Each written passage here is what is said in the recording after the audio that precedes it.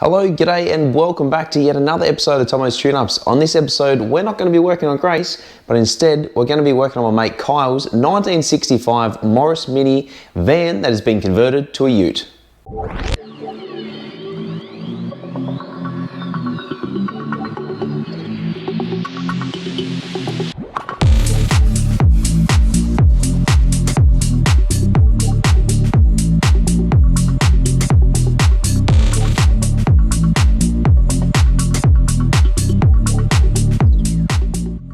Alright, so you guys heard right, this thing has been converted from a van into a ute. So before we get into it, let's have a bit of a chat about it and look around the car and see the things that need addressing and what we're going to be changing.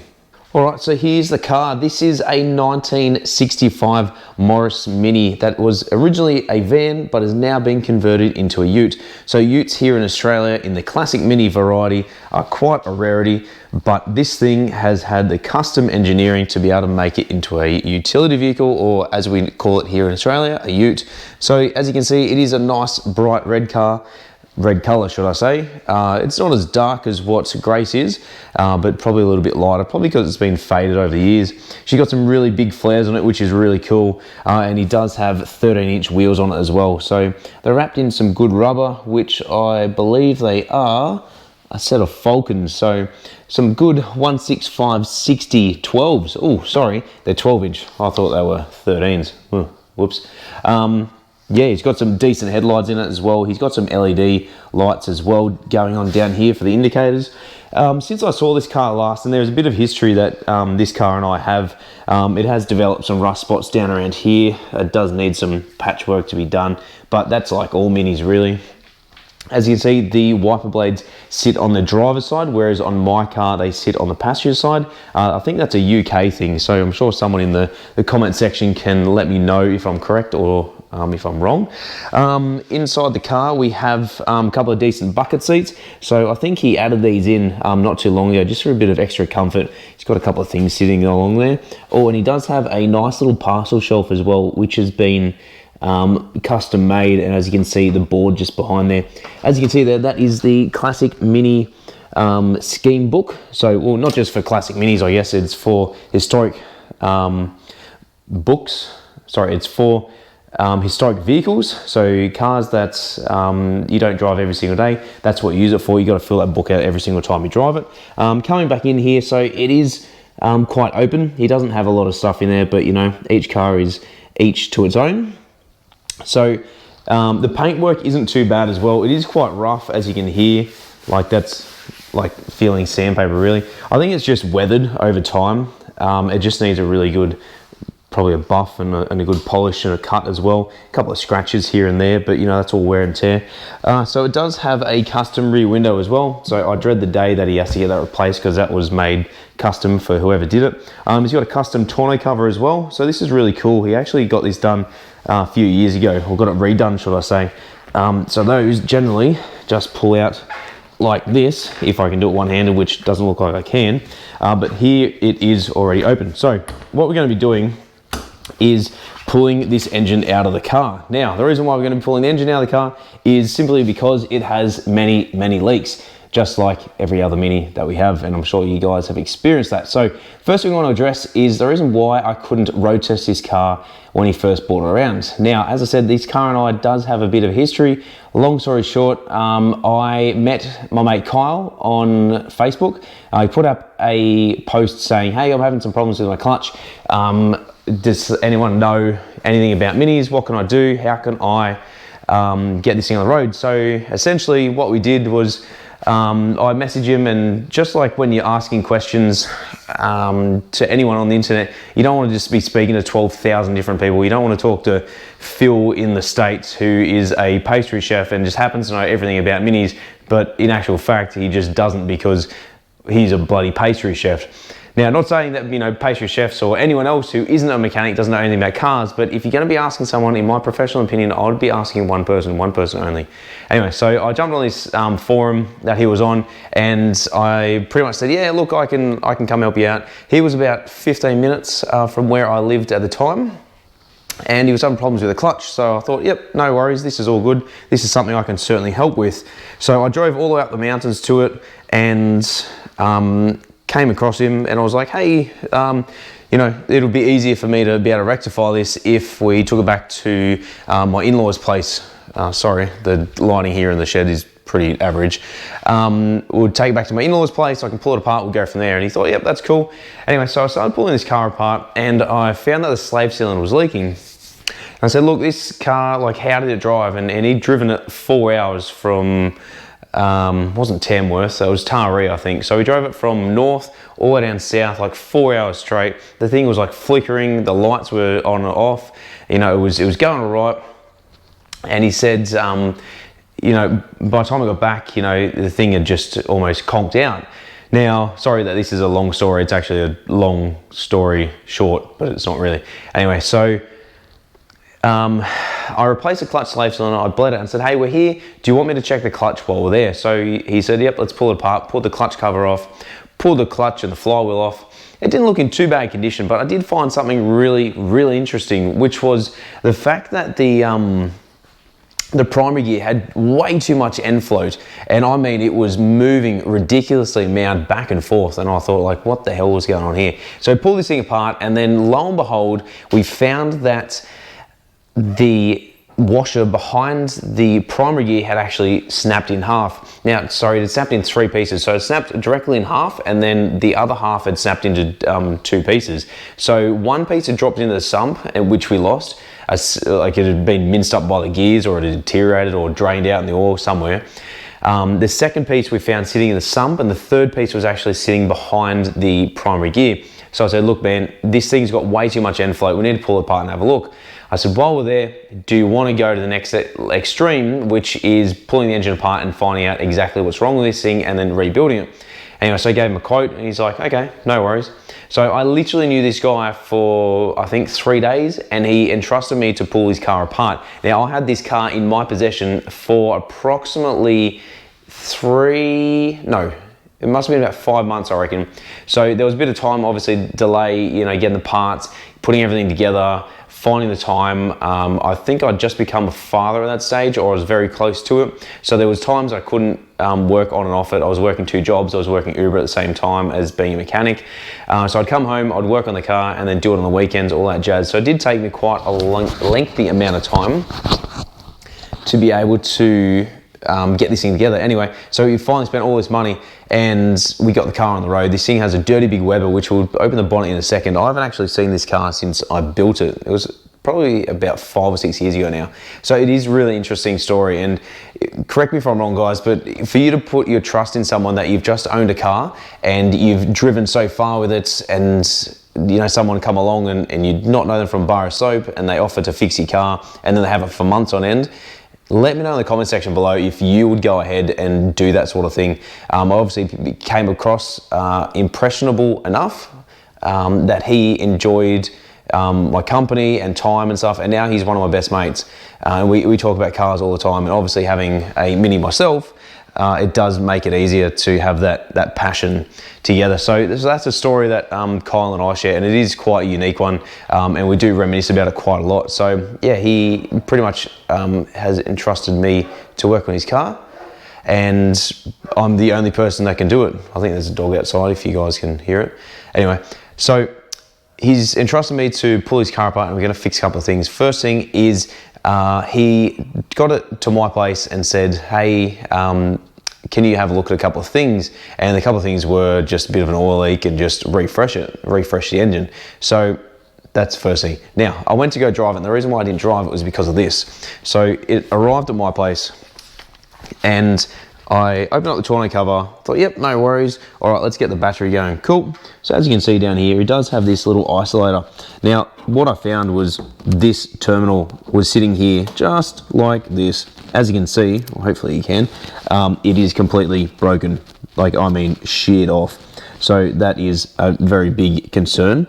Now, that isolator, that needs to be fitted in order for the circuit to be complete, which then enables the car to start. So I was able to start it, and then it started and stalled, and it just wasn't happening at all. So we're gonna have to replace the earth cable. So that is the first thing we need to do. And it does stink in here as well. So we need to run a pipe from the fuel tank, which is up behind there, I think. up to the front of the engine, which you've seen in other videos listed above here, maybe. All right, so the second thing is his door. This striker here, this gets stuck inside there. So every time you open the door, it jams itself. So we need to try and reposition this. So that's number 2. Oh, there we go. So that's completely loose. You can see those bolts hanging around there. So we might have to put some washers in there or tighten them, get some new bolts. Depends what we need to do. So that's number 2. Number 3 was, you can see on the ground down here, this is the flasher relay. When I moved the car inside, there was smoke literally bellowing from up under here when I drove it in. I was like, what the hell is this? Anyway, so I looked down and lo and behold, the wiring to the flasher relay that you can just see up in there, up in this corner here, was starting to smoke, and you can see it's starting to melt it as well. So I reckon the flasher relay is the issue here. So what we need to do is probably swap it over from Grace, put it in this one, and then see what happens. See if it rectifies. If it does, cool. We'll do that, because mine is an electronic flasher, whereas his is an old school style. So there's 2 different styles you can buy as far as I'm aware. So that's number 3. Number 4 is this thing has that much play in the gear stick. I'll try and get my torch there just so I don't have to hold it the entire time.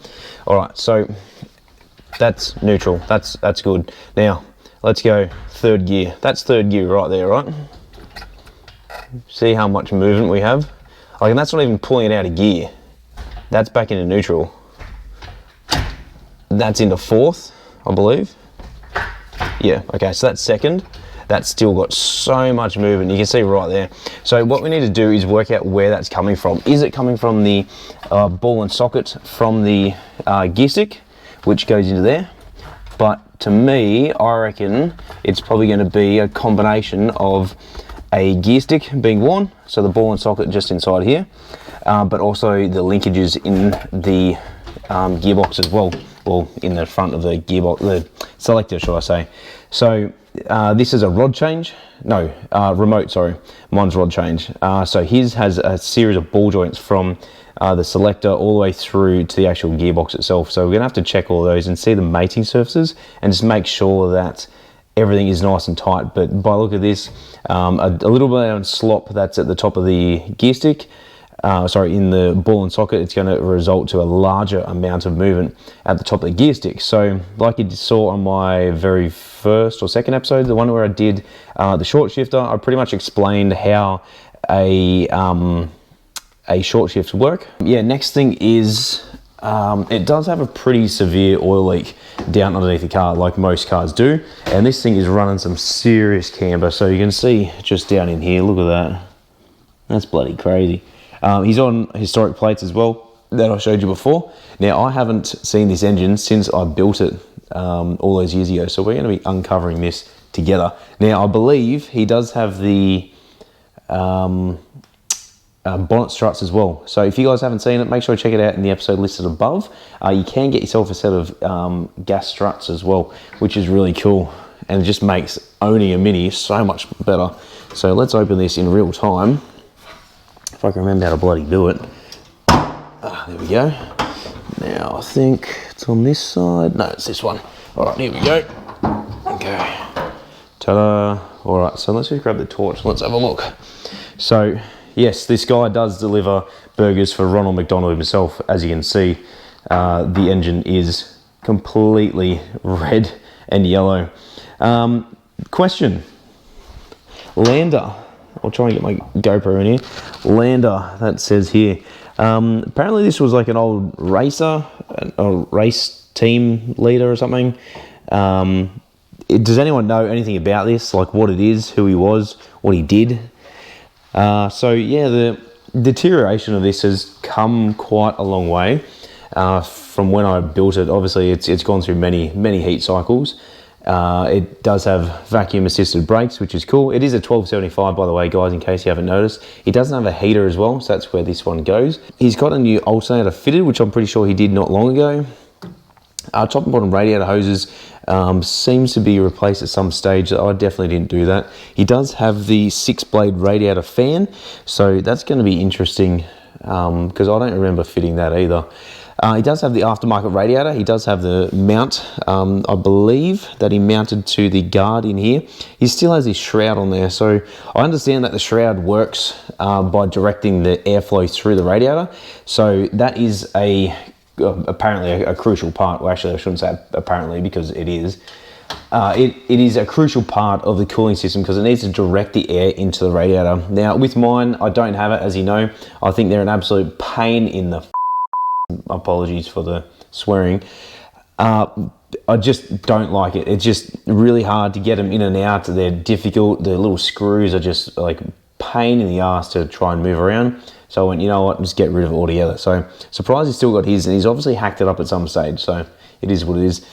We also have a new distributor as well. So we're going to be fitting a new one of them. I think everything else looks pretty good. I don't know if he's going to repaint the engine. I doubt it. Only because he did paint it many years ago, and as you can see, the dirty big Weber up the top there as well. So that thing just makes an almighty vacuum inside the engine. He does have some custom cable tied stuff here, and Kyle, I don't really know what you're doing there, but I don't really know too much about Webers. Obviously it's a carburetor. It works a little bit different to an SU. We might try and do like a little bit of a tune, so I might reach out to my mate Paul Jeffries from Classic Mini Garage and get him to jump on board with the video and just help me out with some tuning on that. I think I'm going to be replacing the oil feed pipe as well from the oil pressure switch, which is supposed to go there, and run that straight to the dash. Other than that, I think he's got a new wiring harness as well going through the entire car, so there are some custom features up the top there. As you can see, all this stuff is just left loose, but these are probably wires that he doesn't use or need.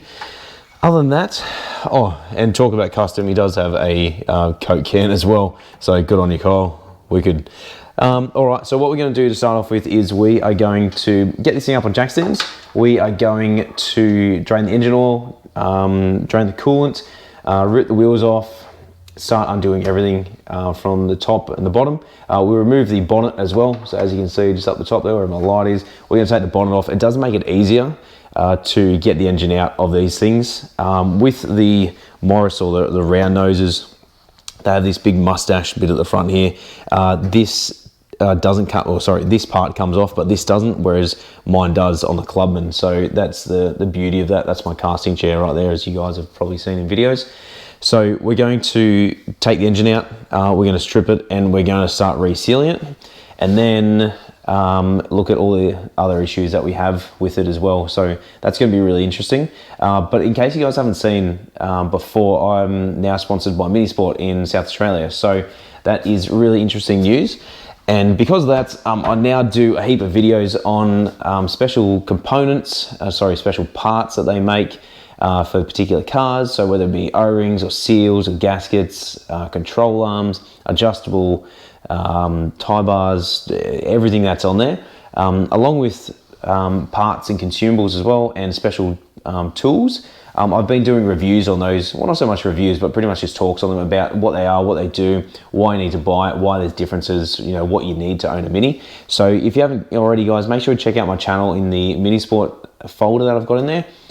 Essentially each week I try and release something. That way it just keeps the channel flowing and it keeps Minisport up to date with what I'm doing as well. It's just part of my contract that I produce videos for them. So that's really cool.